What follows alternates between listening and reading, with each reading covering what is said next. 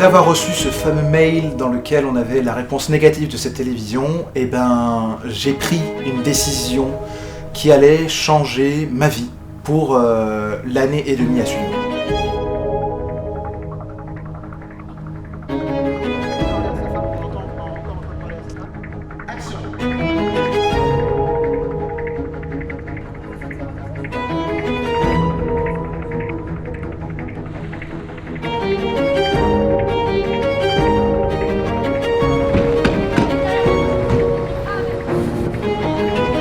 Cette décision, c'était que j'allais autoproduire la série Claire et Louise.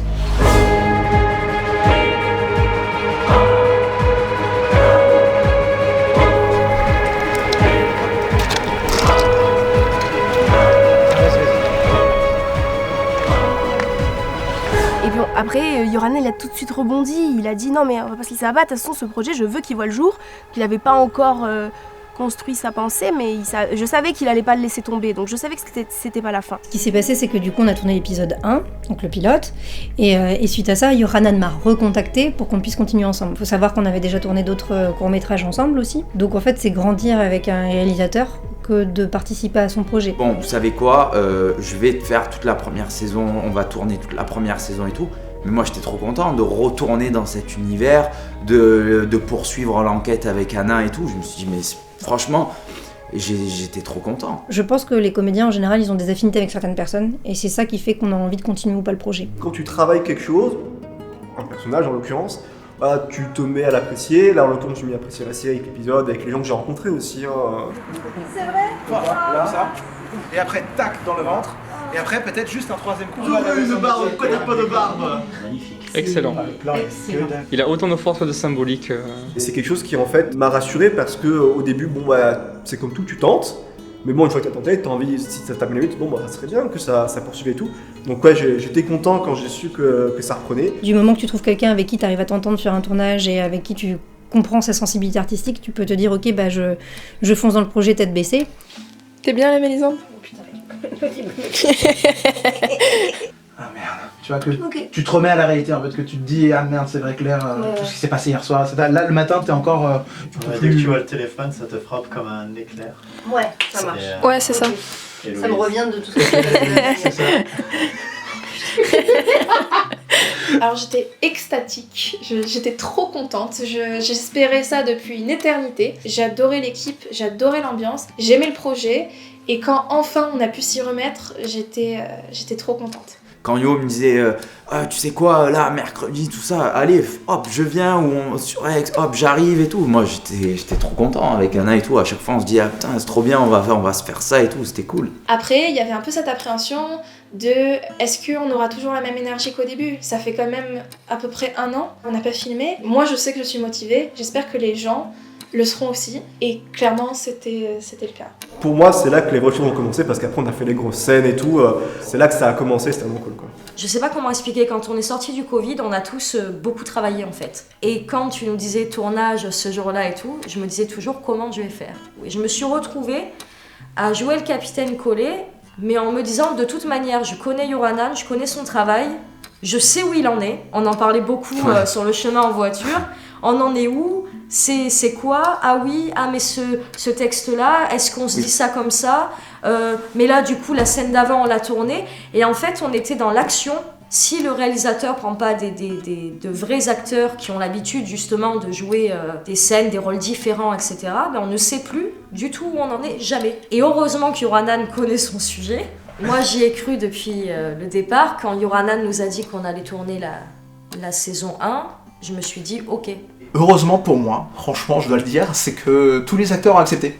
Tout le monde était partant, tout le monde était hyper enjoué par l'idée de faire la saison complète. C'est même triste en fait que de se dire que c'est fini, que la saison 1 est terminée quoi. Ouais, c'est pour ça qu'on était contents quand il y avait des reshots. On se dit, ah oui, trop bien, on va se revoir, on va rejouer les personnages, ouais, et tout, c'était trop bon. C'est comme si on avait perdu nos copains en fait. Merci lui dire. Capitaine.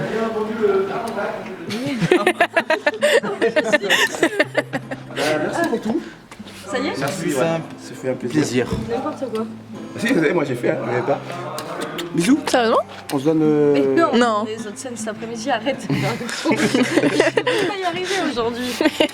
Tu me stresses. Bon, bonne continuation, en tout cas, merci pour tout.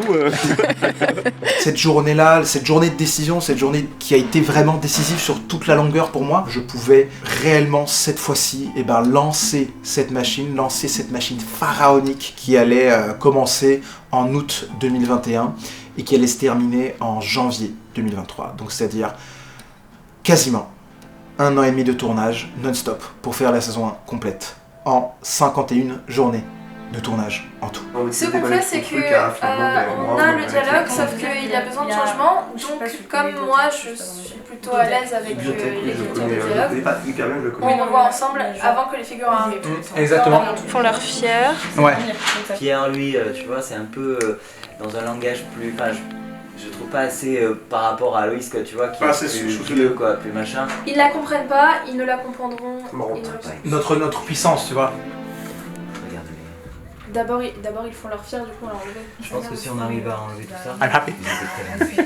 Pour moi, le travail qui a été le plus conséquent, ça a été le travail d'organisation et le travail en fait de créer les feuilles de service et de trouver les dates de tournage avec les acteurs et actrices. Là, on avait environ une 40aine de journées de tournage en tout, voire plus parce qu'on est arrivé à 51 journées de tournage. À partir de fin août 2021, je savais quasiment toutes les journées de tournage dont on aurait besoin pour toutes les scènes de la saison 1. C'est-à-dire que je savais qu'on allait avoir besoin de 5 journées de tournage dans la maison de Claire, 3 journées de tournage dans la piscine humide, 4 journées de tournage dans le lycée. Tout ça, en fait, ça a été une grosse relecture de ma part de tout le scénario et un gros travail dans les feuilles de service et avec l'emploi du temps de tous les acteurs. Parce que les acteurs, ce sont des acteurs professionnels qui travaillent à droite à gauche, qui ont des projets, qui ont des pièces de théâtre, qui ont plein de choses à faire, des déplacements et tout. Et j'avais aussi l'actrice principale qui était partie vivre carrément en Angleterre. Et du coup, il fallait que j'assemble tout ça pendant cette année de tournage, que je réussisse à organiser toutes les journées avec les différents acteurs et actrices pour qu'on réussisse à tout mettre en place. J'ai jamais planifié autant à l'avance un billet d'avion, parce que je crois qu'on était en octobre, j'avais pris mon billet pour décembre, parce qu'il savait, il avait sa date de tournage, et j'avais dit waouh, ça m'est jamais arrivé de prévoir autant à l'avance. Il y a même à des moments où j'ai été obligé de tourner des scènes que des chants, et derrière, une autre journée de tournage, je filmais des contre-chants, parce qu'en fait, on n'avait pas les 2 acteurs ou les 3 acteurs qui étaient simultanément libres à ce moment-là. L'un des exemples, c'est en février, par exemple, pour toute la scène entre les parents avec Louise et Claire dans la maison, au début de l'épisode 7. Tout ce qui se passe avec la mère, on l'a tourné 3 mois après, parce qu'en fait, on n'avait pas du tout l'actrice de la mère dispo à ce moment-là, parce que on avait changé d'actrice une semaine avant. A job Je tiendrai pas, well done. Je suis faible, on va pas se faire. Du coup, j'avais toutes ces problématiques que je devais prévoir en avance, parce que quand on fait une feuille de service, quand on prépare un tournage, il y a toujours des retards, il y a toujours des absents, il y a toujours des choses qui vont se passer qui n'étaient pas du tout prévues à la base. Alors aujourd'hui, on est en train de boucher les fenêtres avec des serviettes, parce qu'on n'avait pas prévu de boucher les fenêtres. Du coup, c'est une entreprise assez acrobatique, surtout pour quelqu'un qui a le vertige. Parce que sinon, ce serait pas acrobatique du tout. Tu seras là, ouais, c'est bon, on y va, ouais, allez, on y va, allez, hop là, c'est bon, au revoir, oui, bonjour.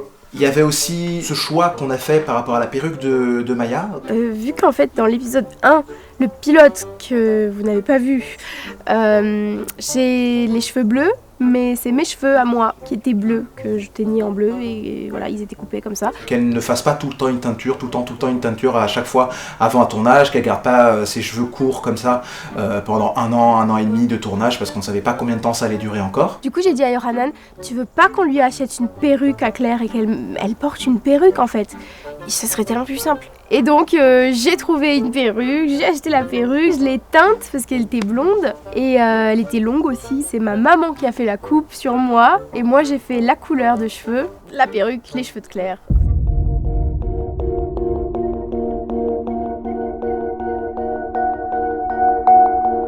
Après, ce que je vais poser comme deuxième question, c'était justement l'arc narratif du personnage de Louise.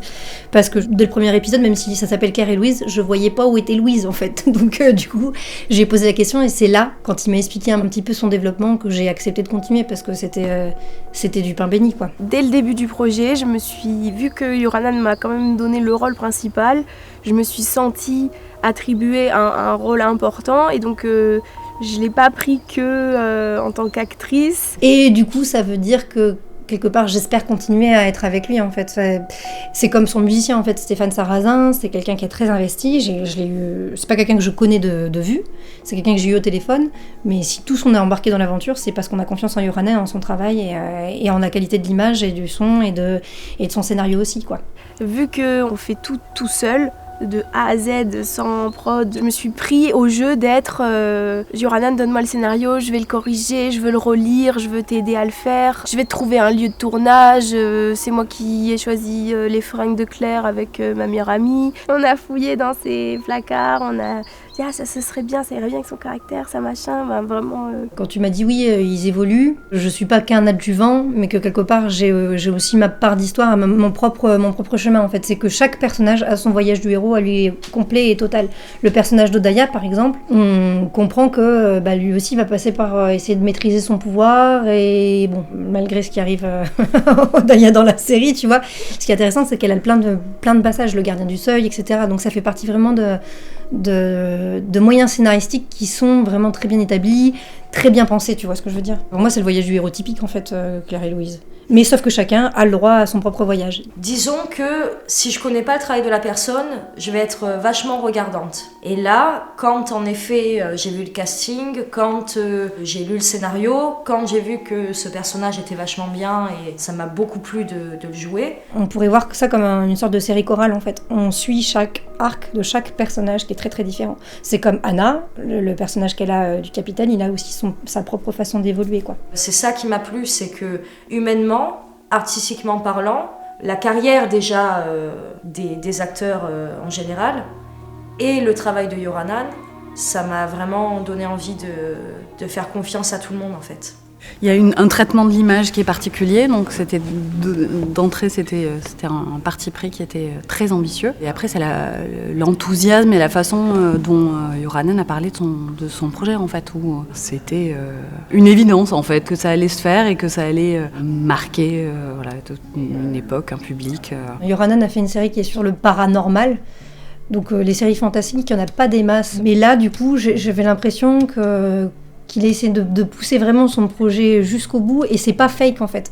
Comme on a déjà bien établi les personnages, qu'on a déjà bien établi le système dans lequel on veut aller, etc., et qu'on a bien étoffé les relations entre les persos, on peut se permettre d'aller dans le fantastique plus facilement et de l'établir. Et c'est quelqu'un qui travaille énormément sur les effets spéciaux, il veut y passer du temps, et pourtant il n'a pas un budget qui est énormissime pour ça, mais il le fait quand même. Et c'est ça qui est intéressant, c'est de voir à quel point il est investi dans son projet et à quel point il arrive à rassembler l'équipe autour. Et en plus, là, la réalisation, ça veut dire que on pouvait communiquer rapidement, à la fois donc, sur la caméra, mais aussi sur le scénario, parce que ça, c'est quelque chose où je savais, en ayant travaillé déjà un peu avec Yoranen, que les acteurs auraient un pouvoir décisionnaire, ou du moins ils pourraient donner leur avis sur la reprise de texte, sur les scènes, sur la mise en place des choses. J'ai pas fait les storyboards parce que je savais pas ce que j'avais comme plan. Tu veux pas d'abord qu'on fasse ça? Non. Celui-là après, tu vas les poissonner, ouais, mais là, comme les cadavres ne sont pas encore prêts, je me dis qu'on va peut-être en profiter pour faire d'autres plans.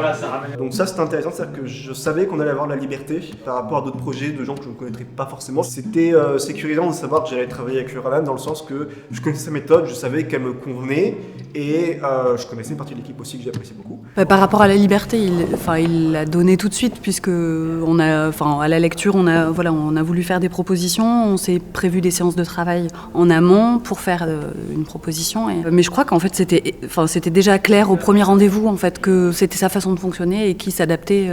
Il avait une espèce d'éclair de génie en fait au moment où la caméra disait c'est bon, on tourne. Il se passe des choses et il sait capter en fait ce qui se passe. Donc que ce soit l'acteur qui a une idée, ce soit le décor qui présente quelque chose d'intéressant à ce moment-là. La liberté, elle est là. Et deuxième journée de tournage, ça y est. Alors j'ai pas pu faire de story parce qu'on a énormément de choses à tourner. Hier on a tourné toutes les scènes de lycée. Et aujourd'hui du coup, depuis hier soir, on est arrivé dans une chouette petite maison avec Kate qui est juste derrière moi qui filme mes making-of. Hello. Voilà, et du coup aujourd'hui on tourne toutes les scènes de maison de Claire et Louise. Oh le soleil. Voilà, donc superbe journée de tournage aujourd'hui et j'ai hâte de vous montrer toutes les images d'ici quelques mois parce que ça va être génial. Bah oui, avec la perruque. Bah avec la perruque bien sûr. Bonjour. Alors là je fais une vidéo. Bah ouais, je fais une petite vidéo. Ah mais non. Hello. Voilà, c'est l'équipe de Claire et Louise. Oh, il y a pas beaucoup d'hommes hein. Beaucoup d'énergie après. Il y a beaucoup d'énergie. Beaucoup de femmes. Yeah, woman power. Alors Yohanan, il faut savoir que c'est mon frère et que je travaille avec lui depuis de très nombreuses années. Donc j'ai l'habitude, mais bien sûr ça a toujours été un grand plaisir. Yo, c'est pas quelqu'un qui va mettre la pression aux gens, qui va mettre les gens en confiance. C'est-à-dire que je vais pas me sentir jugée ou quoi que ce soit. Au contraire, il va essayer de... Enfin, avec lui, de toute façon, il y a toujours une bonne ambiance sur un tournage. C'est quelqu'un avec beaucoup d'énergie. Donc tout de suite, ça imprègne en fait le reste de l'équipe. Comme Yohanan, il a construit les épisodes au fur et à mesure, même s'il y avait déjà une trame, etc., je pense qu'il y a des choses qui ont pris de l'essor facilement. C'est-à-dire qu'un personnage vit, en fait.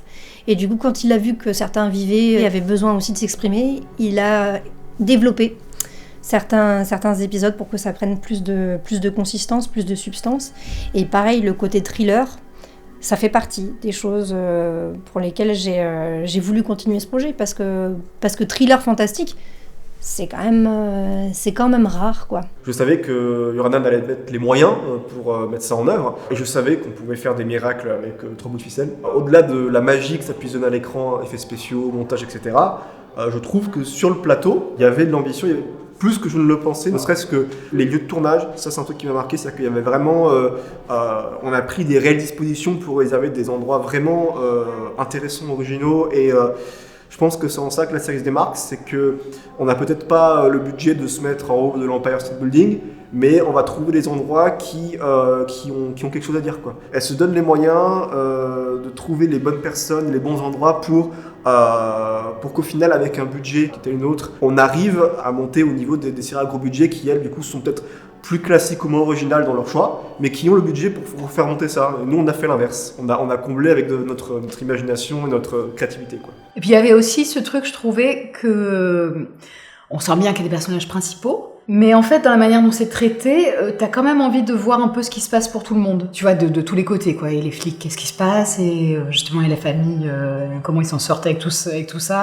Il y avait aussi cet intérêt de dire, même les personnages peut-être secondaires, on sent qu'ils vont quand même être traités et qu'il va se passer des choses pour eux aussi, quoi. Donc ça mélange un peu tout. On sent quand même que ça a cette touche du fait qu'on est ici en France et pas en Amérique.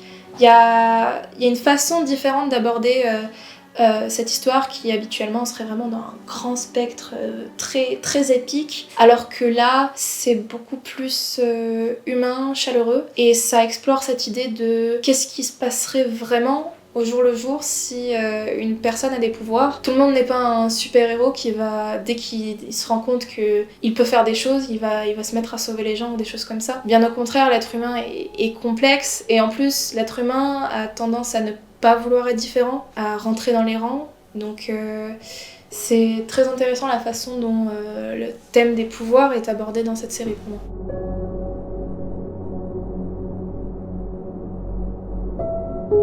Moi, j'ai besoin que le réalisateur il fasse son petit truc, etc. J'écoute énormément ce qu'il me raconte, parce que je pense que c'est la personne qui doit décider, parce que c'est le directeur artistique pour moi. Et ensuite, une fois que je suis sur le plateau, s'il y a des trucs de texte qui me vont pas, ou si je comprends pas quelque chose, on peut en discuter. Ou alors en amont aussi, on peut discuter par exemple du personnage de Louise et de ce que j'attendais moi de ce perso. On découvre qu'elle habite une immense demeure. Enfin ça, on va le découvrir en te suivant du coup dans une immense demeure. J'aurais bien aimé avoir un château. Voilà. Et bon, écoute, il n'y a pas de château. Elle se dirige vers la cuisine où elle dérobe un petit truc à manger, un fruit ou un truc comme ça, on verra ce qu'il chauffe. Elle arrive en fait ici, dans le salon. Elle voit son père qui est dans le canapé. Je sais pas encore lequel. Je sais pas si... Il est plus design que celui-là. Lui il est plus design, mais aussi je me demande la cheminée. Tu vois ?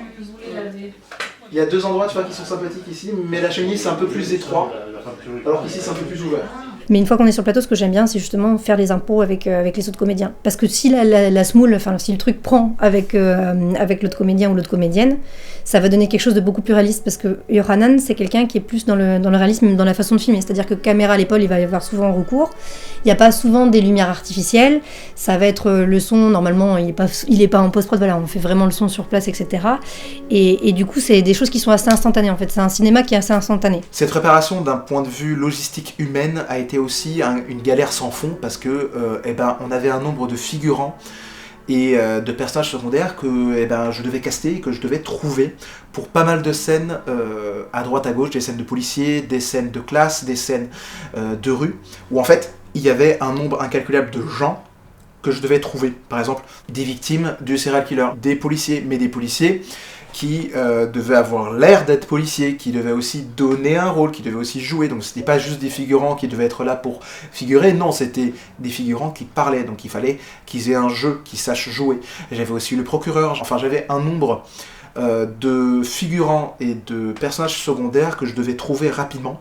Et que grâce au réseau que je me suis structuré depuis 10 ans que je fais ce métier, j'ai réussi à trouver assez facilement, heureusement, parce que ce point-là, j'avais vraiment peur de ne pas trouver les gens que je devais avoir sur le tournage. D'enfin tourner, c'est une délivrance, une libération, parce que du coup, il y a eu un cheminement qui a été fait entre l'épisode pilote et le fait de se retrouver tous sur le plateau, parce que du coup, on a pu aussi être plus mature dans nos persos, mieux les comprendre. Après, je pense que du coup, il y a une grosse évolution de jeu, parce qu'il y a des fois, on n'a pas pu se voir pendant très très longtemps.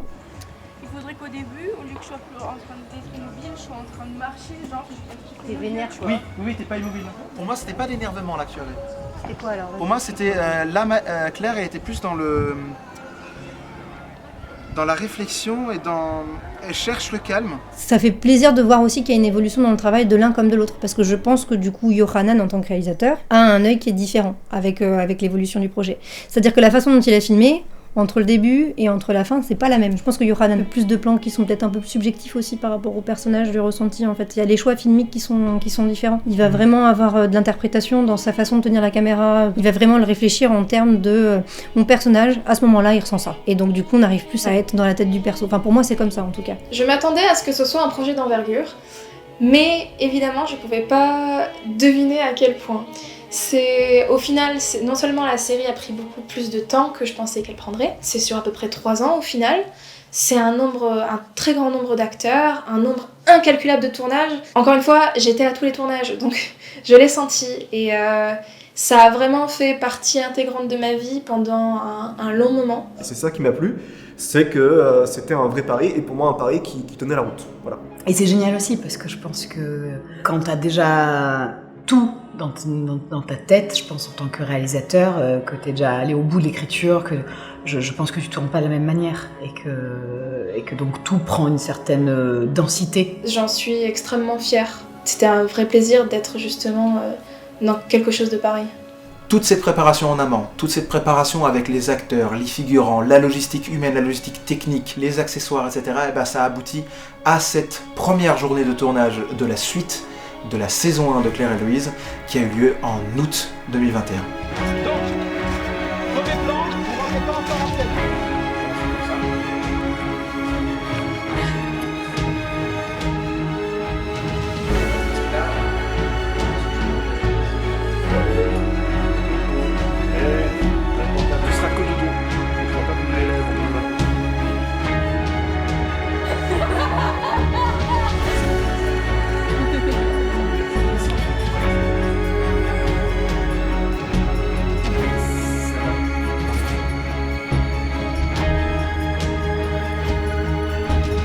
Quand on a commencé à tourner la vraie saison 1 de Claire et Louise, je m'attendais pas du tout à ce que ça se passe comme ça.